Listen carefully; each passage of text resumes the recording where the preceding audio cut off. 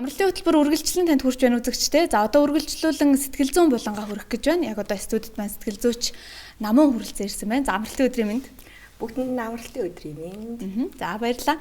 Тэгэхээр энэ дугаартаа бид бүхэн өсвөр насны хүүхдийн сэтгэл зүйн талаар ярилцсан. За өсвөр насандаа явж байгаа хүүхэдтэй эцэг эхчүүд маань зургийнхаа дуг чангалаад ойртон сөнөө тий.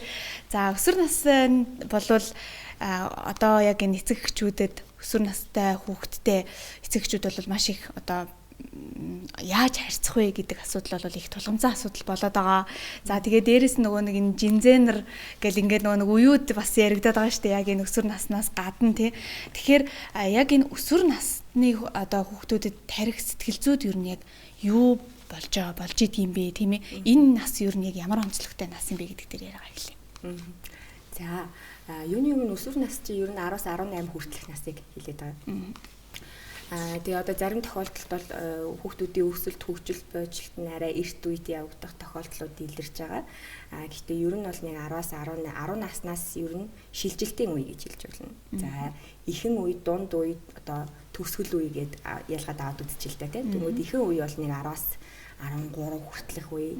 За дунд үе бол нэг 13-аас 15. За тэгээ төгсгөл үе буюу хамгийн чухал үе нь 15-аас 18 нас гэж байгаа. За 10 наснаас яадаг вэ гэхээр шилжилтийн үе дээр сэтгэл хөдлөлөө одоо хянаж эхлэх шаардлагатай болж эхэлж байгаа үе буюу одоо нөгөө хүүхэд наснаасаа болж байна гэдэг үеийг хэлж байгаа. За тархин дотор ерөнхийдөө тэр нөгөө амигдала буюу сэтгэл хөдлөлийг хариуцсан хэсэг маань илүү идэвхтэй ажиллаж эхэлдэг буюу уур, уцаар, баяр, гуниг гэд бүх төрлийн сэтгэл хөдлөлүүдийг арай илүү илүү давмгаагаар мэдэрч эхэлж байгаа үе гэсэн үг, илүү эмзэг болж байгаа гэх юм уу. За энэ үеуд дээр нь бол харьцаад таны хүүхэд чинь ер нь бол одоо ингээд хүүхэд наснаас өсвөр нас гэдэг юм руу орж ирж байна гэдэг дохио байдаг байх нь. За энэ үе дээр нийтлэг юм юу ажиглагддаг вэ гэхээр өөдөөс чинь нэг юм цор хийж эхэлдэг. Тайлбар тэгэл худлаа ярьж эхэлдэг. За тэгэл нэг юм найзуудтайгаа адилхан байх гэдэг юмнууд ажиглагддаг. За энэ бол харьцангуй хөнгөн үе гэж хэлж болохоор байна тийм. За 13-аас 15 нас дунд үе. За энэ үе дээр яадаг гэхээр 13 наснаас хүний бэлгийн бодлолтын үе эхэлдэг. Энэ үе дээр дааврын өсрөл хамгийн идэвхтэй явагддаг үе буюу маш замбраагүй болж эхэлдэг тархин дотор үйл ажиллагаа. Нэг амар гоё ээжийн сайн хүн байснаа, нэг амар юм муу хүн баймаа арч юм шиг. Тэ нэг ингээл амар юмд тууштай ингээл хичээж зүтгэл амар юм шинэ хоббитой болж ийснаа, нэг өдөр нь юу ч хийхгүй дэшээ авт мэрч юм шиг тэ. Яг ийм үед эхэлж идэг. За 13 насныг яагаад би онцолж байгаа вэ гэхээр энэ үед бэлгийн бодлолтой эхлэлттэй холбоотой тэр хүүхдийн тархин дотор төгс эрэгтэй эмэгтэй хүний код бичигдчихэдэг буюу эмэгтэй хүүхдэд буюу иргэн тойрны эрэгтэй хүнээс үлгэр дуурайл авдаг. Эрэгтэй хүүхэд ээжээсээ буюу бас иргэн тойрны ойр байгаа эмэгтэй хүнээсээ их үлгэр дуурайл авдаг. Яг тэр шиг л хүнтэй сундаа гэж хүмүүс ярьдаг та. Энэ үе чинь бол 13 наснаас ажиглагдаж эхэлдэг байх нэ.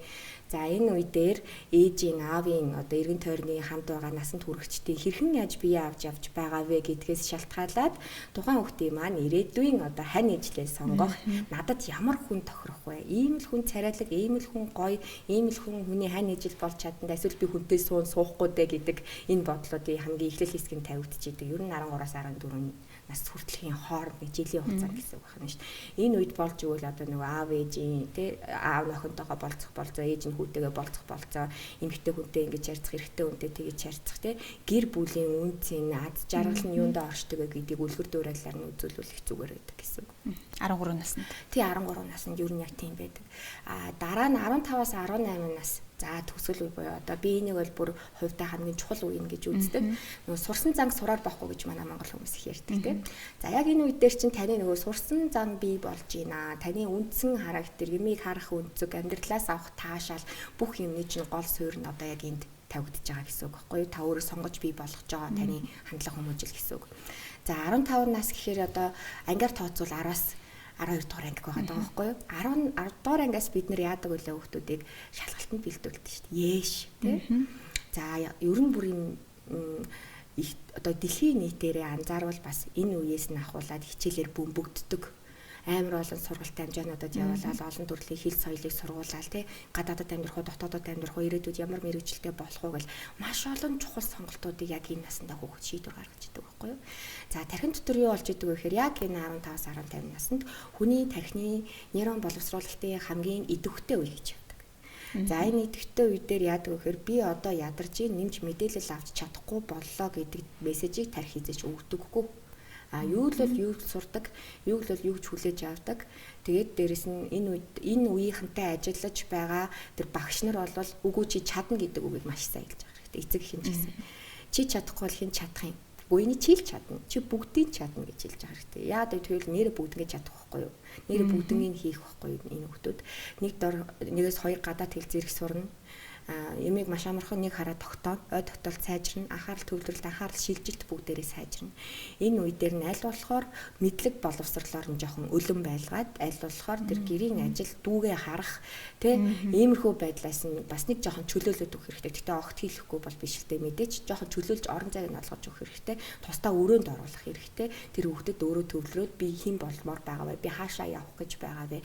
Насаараа хоолоо олж идэх мэргэжил маань юу байх вэ гэдэг тэр бодох орон зайг нь чөлөөлж өгөх хэрэгтэй. Тэгээ энэ үе дээр нь бүр дэлхийн эрүүл мэндийн байгууллагаас гараад ирсэн одоо тэр судалгаа байдаг байхгүй хүний тархины хамгийн идэвхтэй нейрон боловсруулдаг үе бол 15-аас 18 нас юм аа. Тэгэхээр энийг бол хэдүүлээ маргаангүй байх нь шүү дээ. Тэгээ хүмүүс ярьдэн шүү дээ. Би ууны мөхт байгаагүй маа. Би ч одоо 10 жилдээ уг нь л дээ. Тэгээ их л мундаг хүн байсан даа гэл. Тэгээ одоо мэдхгүй энэ сүүлийн үедлээрээ юм болчиход байгаа юм ч гэдэг юм уу те. Үгүй sorry энэ хүн болгон тийм байгаа. Хүн болгонд яг тэр 15-аас 18 настай байж үтсэн шүү дээ. Яг энэ үе дээр таны амьдралын чинь бас яг тэр үе нь явж байгаа. Энэ үе дээр амар их завуу, маш их хөдөлгөөнтэй, олон секс дугууланд явсан, өөрийгөө олон юмд сорьсон ийм хүмүүс андагшгүй байдаг насанд хүрээд. Хүн болгонтэй харилцааны хувьд эвдвэтэй, хааж очсон, тасан цогцох чадвар сайтай, өөрийнхөө амьдралыг аваад явж логик сэтгэлгээ бие даасан байдал сайн байдаг гэсэн. Тэгэхээр өсвөр насныг тархин дотор явж байгаа процессор нь ингэж ангилж байна. За тэгвэл эцэг эхчүүд бидний ер нь яг гаргадаг алдаа юу байна? За сая бол хэлж штэ. За яг насанд нь бид нар ер нь насанд нь ингээд тохируулаад хүрхэ харьцчих нь шүү дээ тий. Тэгэхээр нэг нийтлэг нэг хүмүүс байгаад байдаг штэ. Ингээл юу өрөөндөө ороод хаалгаад өгччихдэг. Энэтэй би юусаа ойлголцохгүй байна. Хүүхдтэй ийм байна, тийм байна гэд ингээд тэгээд нэгэд тэрийг ингээ хажууд нь ингээл яриад манай хүүхд өсвөр наснд ингэсэн тэгсэн ийм ааш гаргаад ингээд юусаа ойлголцоо байсан. Юусаа юм бүтгэ байж байгаа юм шиг ингээд нэг яриад идэг л та. Тэгэхээр энэ мэдчил нөгөө нэг алдаанууд юу байна? Нийтлэг одоо эцэг эхчүүдийн. За нэгдүгürt бид нар бүгдээрээ л анх удаа ээж аав болж үзэж байгаа. Тэгээ энэ хороо дэлхий дээр өмнө ээж аав болоход бид нар бэлтгэдэггүй. Бид нарыг баг байхад ч гэсэн ийм ээж аав ийм байх ёстой гэж сургуулийн боловсрол биднэрт заадаггүй. Тэгэхээр энэ дээр алдах нь бол мэдээж. За нийтлэг алдаа дутагдлууд нь юу байх вэ гэхээр хизээч өөрөө тийм насанд байгаагүй юм шиг байгаа болох хэрэгтэй. Танд 10 насны мемори байгаа штэ, дурсамж байгаа штэ. Тэр үедээ та яадаг гэсэн. Та судлаа ярьдаг л байсан маа. Та ч гэсэн гадаа найзуудтайгаа нэг 9 хүртэл юм яриа сумаар л байдаг байсан маа. Та ч гэсэн 13 наснда хорхдог хөвгөн байсан л байгаа. Та ч гэсэн заримдаа гэрэн даалгавраа ихэс залхуурдаг үе байсан л. Тэгэхээр би ийм байгаагүй юм шигээр чи хүүхэд юм бол хүүхэд чиг бай гэдэг шаардлагуудыг яриа баг тавих хэрэгтэй. Аль болохоор ойлгож байгаа буюу дэмжлэг үзүүлэх ёстой хүмүүс нь насанд хүрсэн бид нар гэдэг. Ганцхан одоо төрсөн эцэг эгч биш. Таны найзын хүүхэд ч гэсэн таны ирээдүйн учраас та тэр хүүхдэд ч гэсэн нэг удаа дэмжлэг үзүүлэх, нэг удаа ойлгох тийм байдлыг хэрэгтэй. Одоо өөрөөр хэлбэл би эцэг эхчүүдтэй юу гэж зөвлөдөг гэхээр та амаа скотчтаад гараа хойноо хүлээд тий нүднийхээ арцыг ингэж яагаад зүгээр сонс. Бүх халтаад. Өдөр юу болоо гэхэд одоо тэр хүүхдэд ч ярьж өгнө штэ тий хідээс эднээс нэг байхаас үл хамааран. Өстө тэгээд тэгээд би өстө тэгэж ятсан чи ингэж ятсан чи намайг өстө тэгдэм да ангидэм да гэл ингээл нөгөө энэ чиргүй юм ярьж байгаа авчиг тэр хүүхдэд та асар том сэтгэл зүйн хэрэгцээг нөхөж өгч байгаа гэсэн үг байхгүй юу. За энийг хэдүүлээ бүр гоёор жишээ аваад татаад үзье те. Нүдэн анаад өөрөөсөө асууад үз.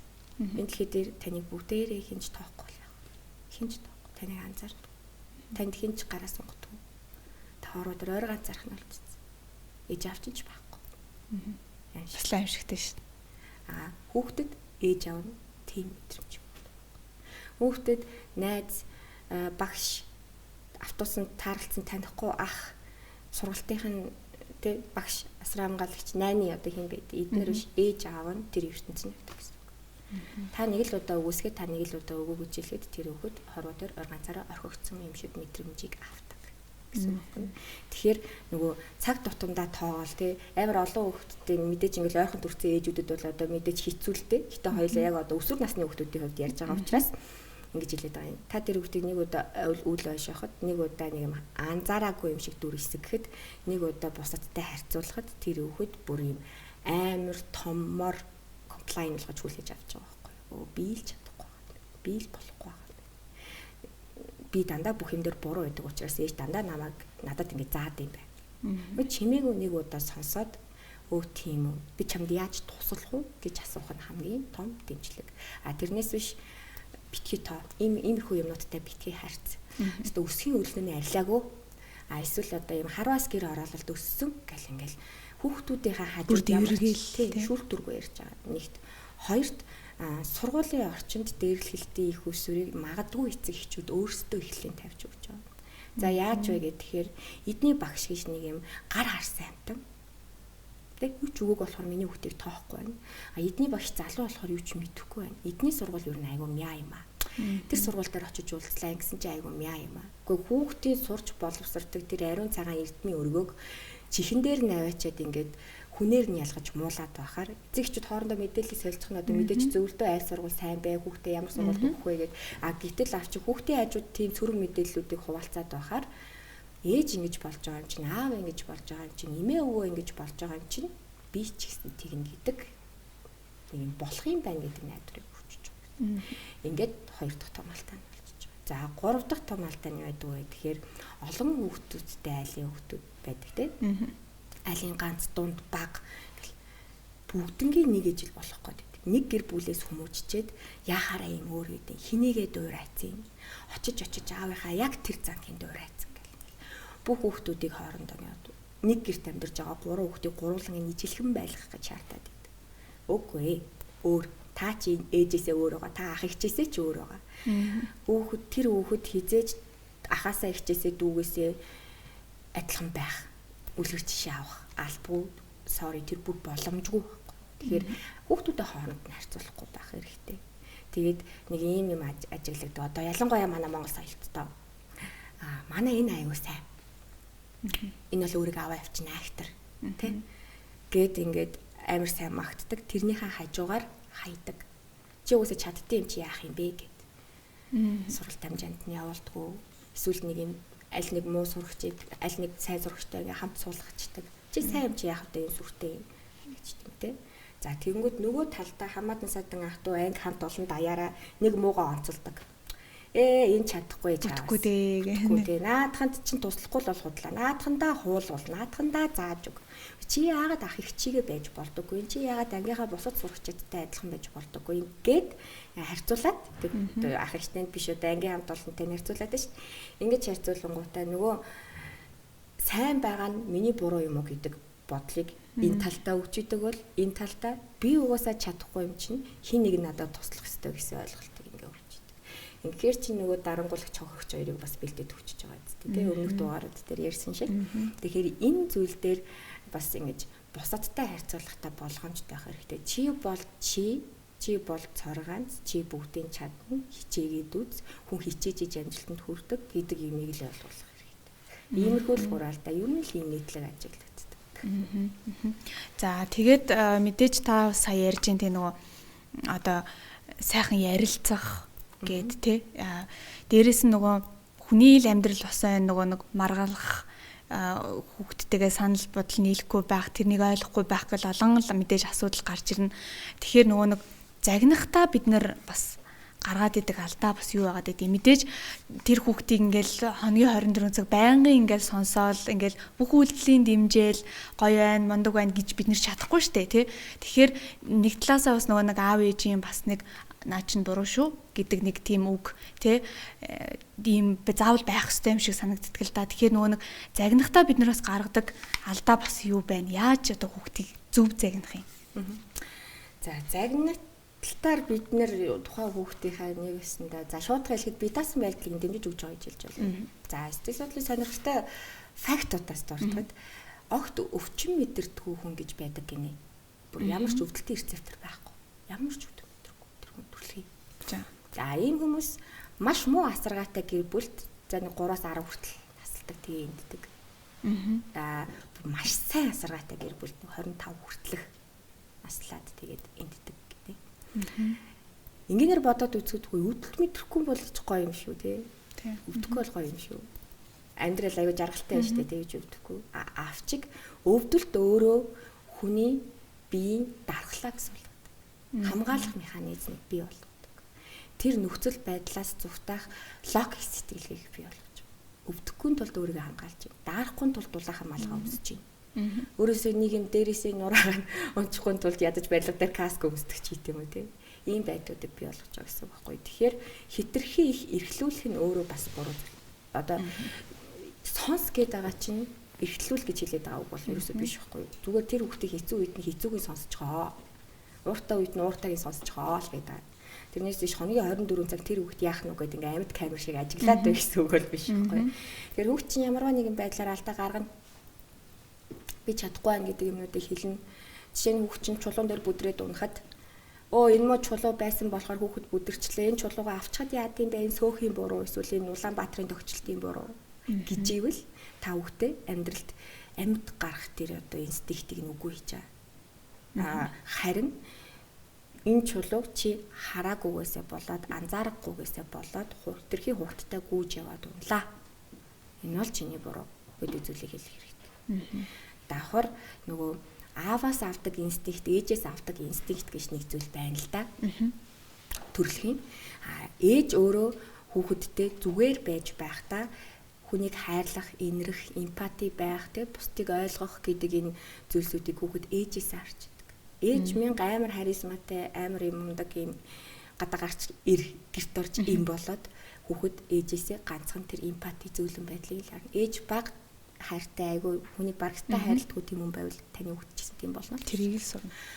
Аавас юу харж идэг вэ гэхээр тууштай байдал, зөрөгтэй байдал, шийдвэр гаргалтын дээр одоо юм зоримог байгаа байдал. Нэгсэндээ эр зоргийг аавасаа харж идэг байхгүй юу? Аав хитрхи зөөлөн байвал яах нь вэ? Жоохон хаширгаар гарч ирэх гээд шүү дээ. Энийг хэдүүлээ яаж хүмүүжүүлэх вэ? Яаж загнах вэ гэхээр ер нь аав загнах нь хамгийн тохиромжтой байдаг.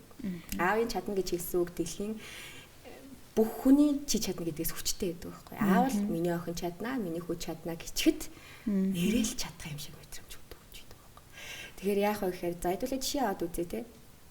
За лагер дээрээ байж исэн чинь 8 настай охин гадаа нойлд орч чаддгүй.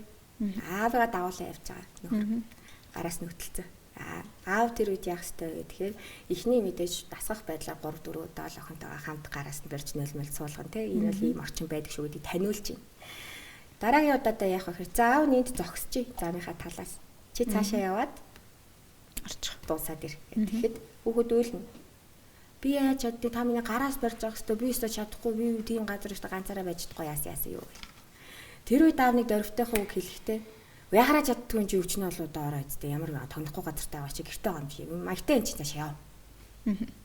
Ингэж хэлэхэд хүүхд үйлээ цаашаа явдаг байхгүй. Явж байхдаа аавтайгаа онцчих гэж бодож байна. Үгүй. Тэгээд үйлээд явж байгаа чинь чадчихж байгаа байхгүй юу?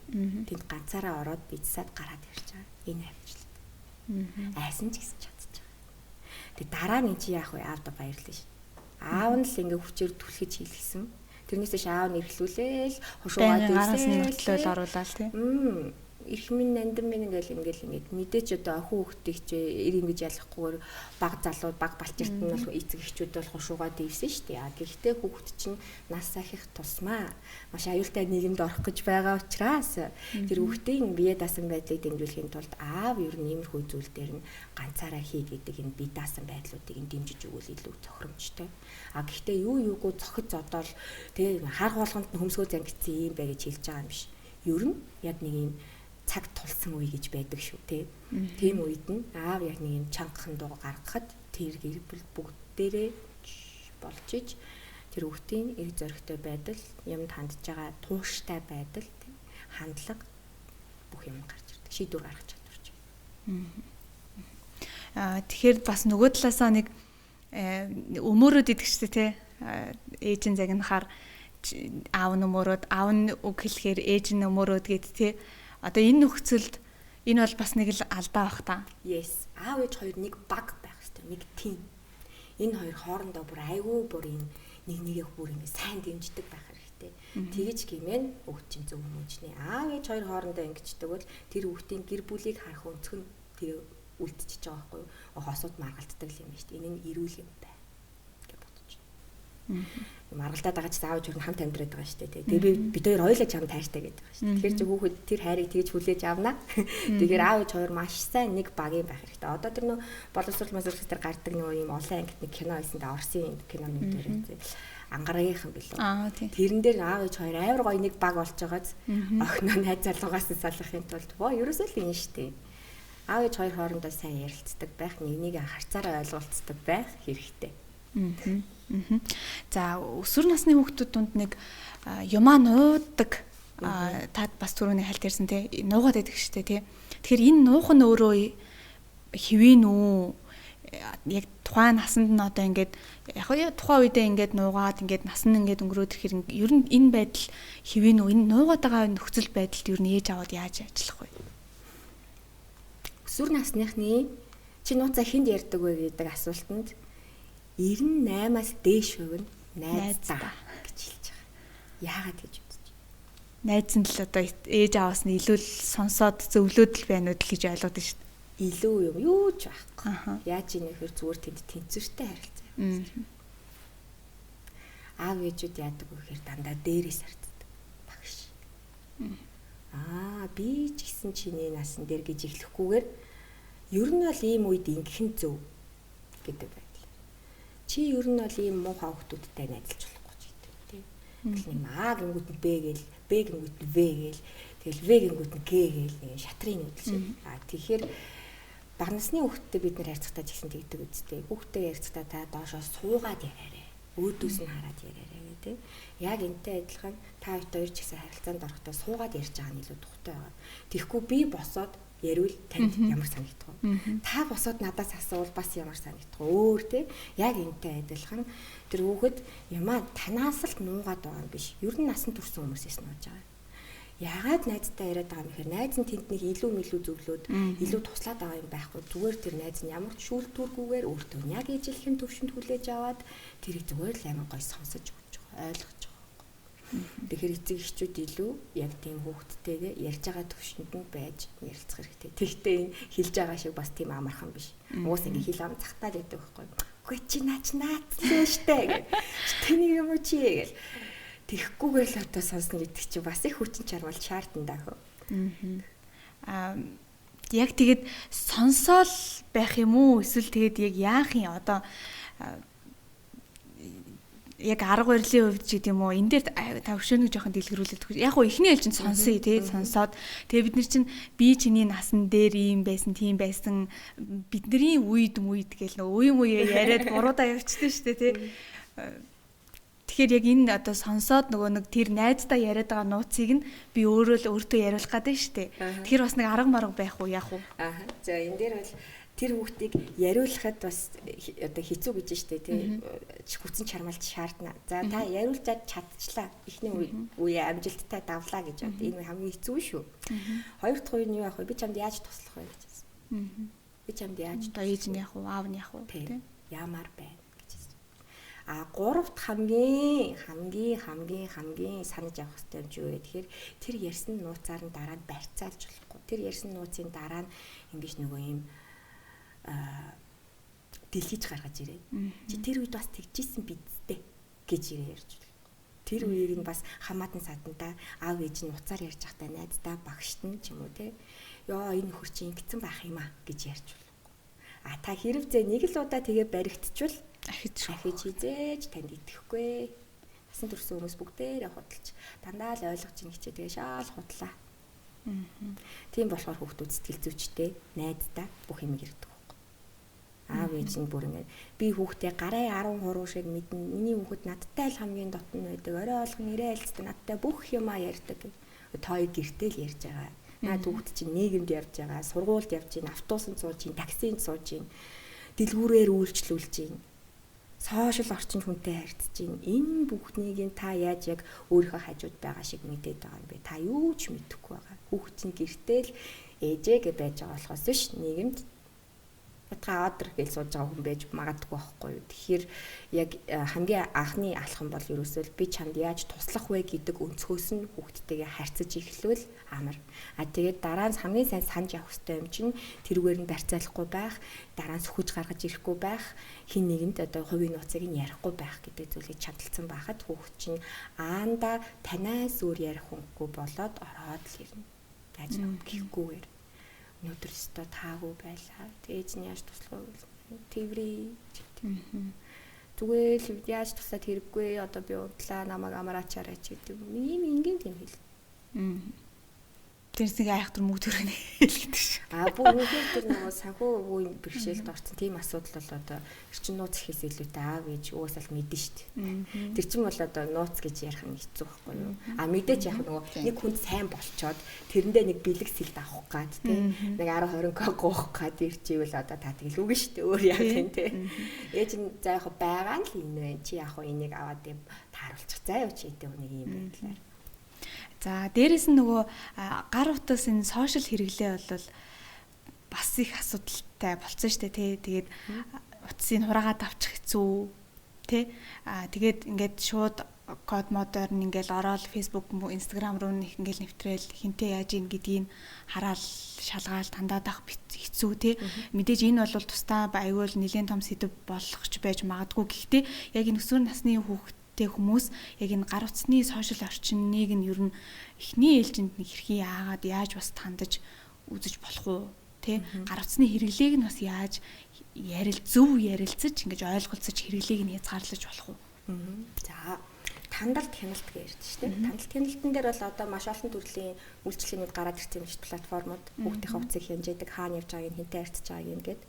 Ер нь л угаасаа хүүхдийг хянж байхад би бол хувьдаа зөв гэж үздэг. Энэ бол миний хувийн бодол л доо. Яг тэгэхээр таны хүүхдийг танихгүй хэнийг очиод юу ч хамаагүй яриад манипуляц газлайтыг хийгээд тэр хүүхдийг ятгах өмшүүлэлт хийж магадгүй байхгүй. Тэгэхээр хүүхдээ хамгаалах үүднээс бол харж иж болно. Гэхдээ харж байгаагаа мэдэгдүүлэхгүй байвал их зүгээр гэж боддог. Чи энтэй ингээ харьцсан юм биш үү гэхээс илүүтэй ярилцах зүйл байгаа юу, ээжээсээ асуух юм байгаа юу гэж яриул их зүгээр. Хоёрт одоо нөгөө энэ хэрэглээг нь яаж хянах вэ гэж штэ. За энэ дээр сэтгэл зүйч нь маш ойлгомжтойгоор тайлбарлаж өгье. За хэдүүлээ жишээ авъя. Реклам зар сурталчилгаа ер нь нэг тийм 30 секундээс дээшээ байх нь ховор байдаг. За яагаад вэ гэхээр эхний 10 секундэд бол одоо тэр өнгө тоон буюу хүний харааны хүртгээний анхаарлыг татчихад. За голын яг тэр нэг 8-10 секундэд хэрэглэгчдэд хүрэхийг зорж байгаа гол мессежүүд явж байгаа. Сүүлийн 10 секунд нь хаяг адрес гэх ингэ явж байгаа тийм. За яг 30 секундэд багтаагаад хүнд богино хугацаанд маш хэмжээний мэдээллийг өгчлөө. Насан турш хүн телевизээр ийм реклам үзээд нэг ийм юм байна да гэд үзээд буцаад доошоо харж байгаа бол яг утсаа ухаад Reel, TikTok, Shorts бичлэгүүд үзэж байгаа хүүхдүүд яг тэр минут 30 секундын хугацаанд бүжиг сурж гин, дуу сурж гин, богино хэмжээний кино үзэж гин, ухаарлын өгүүлэл сонсож гин те. Ерөөсөө л ингээл ой тогтоолд анхаарал төвлөрөлт нь тэр нэг 30-аас 1 минут 90 секундын хооронд ажиллаад байгаа байхгүй юу. За тэгэнгүүт тархины яг тэр ингээд яг энэ одоо тархины доор ингээд байдаг юм далай морины хэлбэртэй нэг юм байдаг юм аа. Нэрийг одоо өвдөө үлээ тэр чинь далай морил гэж нэрлэдэг гэдэг.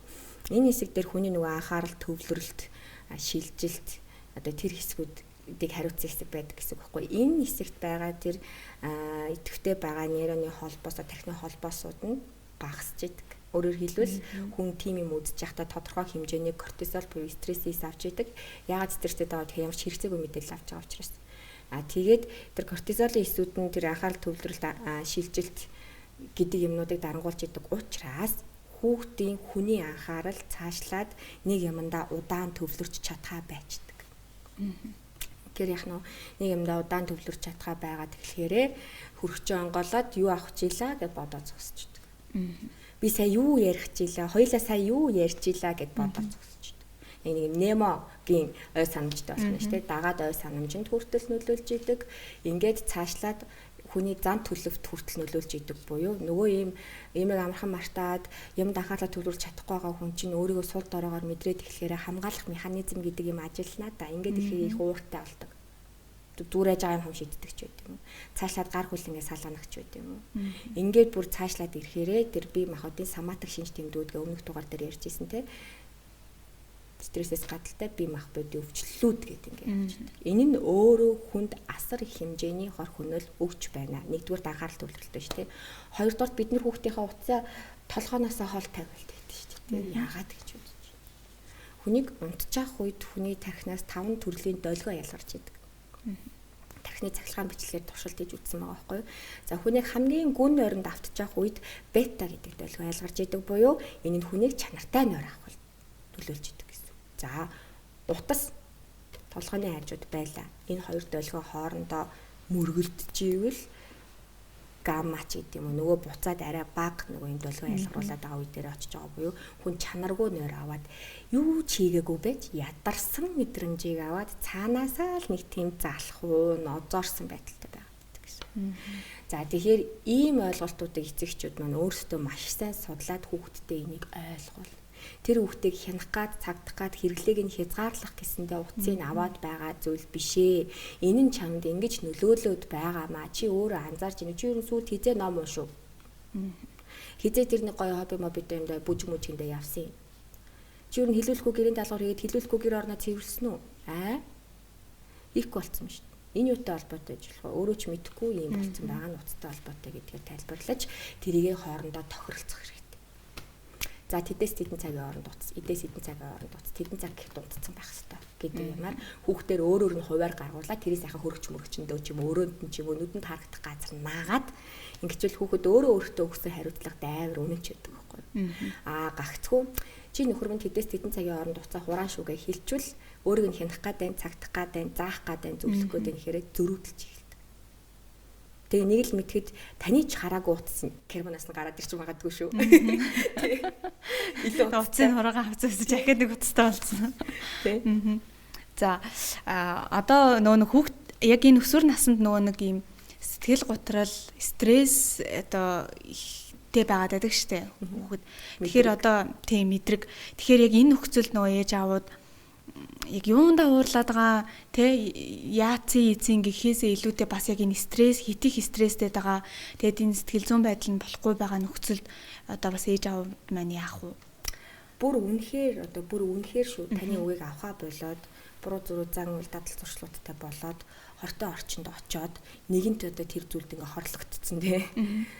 Магадгүй цахилгаан тавихны хэрэглээ, арх, алкогол, сэтгэл нөлөөлөх бодис оройтох, гэртээ байхгүй болох тий мөнгийг хязгааргүйгээр үрэх гэл гэрээсээ хулгай хийх гэл одоо ийм том хэрүүд илэрсэн бол мэдээж би таны мэргэжлийн хүн дээр нь очиж зөвлөнө. Та туслахаас өнгөрцөн байна. Та анзаараагүй байна. Та хүүхдээ анзаараагүй байна. Таны хариуцлага юм байна гэж хэлнэ. Энэс арай хөнгөндөө тий нэг өв мөнд нь орохгүй байх нэг хаалга малгай хаяада төгжчих тий төс тас төв бушаа нугалцдаг хаяада иймэрхүү үеүүдэд таны хүүхд хөгжиж гинэ гэж та нэгт ойлгох хэрэгтэй. Өөртөө тий таны хүүхдийн биологийн процесс, физиологийн процесс, сэтгэл зүйн нас нь том болж энэ хүүхэд нэг өөрийнхөө аргыг олохгүй л яваад ах шиг байна гэдэг байдлаар эхлээд харах хэрэгтэй. Энэ яач вэ гэж бодохоос илүүтэй. За хоёрт битгий реакцэл гэж зөвлөдөг. За битгий реакцэл гэж байгаа нь битгий уйл, битгий бүхэн, битгий уйл гэж хэлж байгаа юм биш.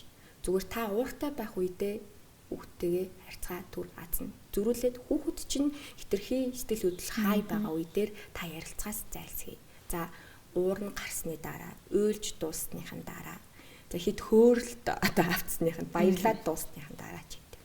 Яг тэр юм сэтгэл хөдлөлийн хай байх үедэр л хоёр хүн хоорондоо харилцаа эхэлжүүл тэнд нэг юм амар том асуудал үүсдэг байхгүй түрэмгийлэл. Ингэхгүйгээр за тайвширсныхаа дараа. За дуусаад надтай яриарай.